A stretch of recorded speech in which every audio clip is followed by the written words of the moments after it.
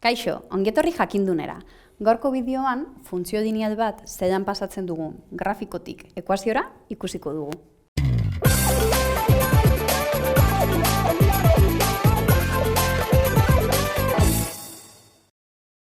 Funtzio lineal bat grafikotik ekuaziora pasatzeko behar dugun lehenengo gauza, zera da, oso argi izatea zein den funtzio lineal baten adierazpen orokorra, bai? Eta hori zein da, y-a berdin malda bider x gehi n. Jakin behar dugu baita, zer den n eta zer den m, bai? M ordenatua jatorrian da, bai? Hau zer esan nahi du? Ixa 0 denean, y-a n izango dela, bai? Hau hartu dezakegu eta lehenengo puntua hemendik lortu, bai? Ixa 0 denean, zein da gure lerro zuzen honetan y-aren balioa? Ixa 0 denean, bilatzen dugu y-lerroan non dagoen zuzena, bai? Eta hemen aurkitzen dugu.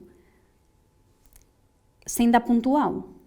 1, 2, 3, 4, 5. Ixa 0, n 5. Bai? Beraz, hemendik lehenengo puntua lortu dugu eta badakigu n-ren balioa 5 izango dela, bai? Nondik lortzen dugu orain gure m, gure malda?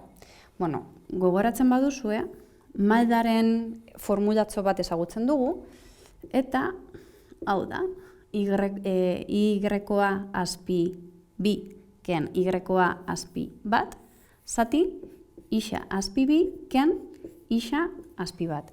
Eta dakizuenez, ixa eta y-a azpi bi puntu baten, kasu honetan, bigarren puntuaren bi koordenatuak dira, eta ixa azpi bat eta y-a azpi bat dira lehenengo puntu baten koordenatuak. Bai? Kasu honetan, hartu ditzakegu 0 eta 5 lehenengo puntuaren koordenatuak bezala, eta faltatuko ditzaiguke bigarren puntu bat. Bai?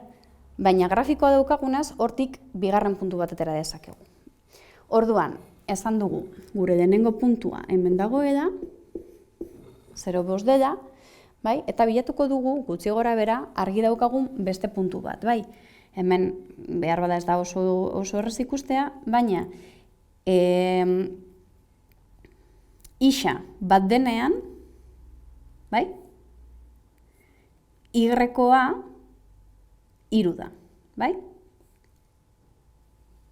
Orduan hemendik atera dezakegu gure bigarren puntua. Ixa bat, Y-a 3, bat bi 3, bai? Orduan, baditugu koordenatu hauek eta beste hauek. Orduan orain faltatzen zaiguna, ordezkatzea da. Bigarren puntuaren bigarren koordenatua, y-a 3 da, ken lehenengo puntuaren y-a, hau da, eta bigarren puntuaren lehenengo koordenatua ixa bat da, lehenengo puntuaren lehenengo koordenatua ixa 0 da. Kalkuluak egiten ditugu, 3 ken 5 minus 2, bat ken 0, bat, minus 2 zati bat, minus 2, bai? Orduan hemendik, malda. Badaukagu malda, badaukagu n, faltatzen zaigun gauza bakarra da, adierazpen orokorrean ordezkatzea. Beraz, y-a berdin m minus 2 ixa gehi n.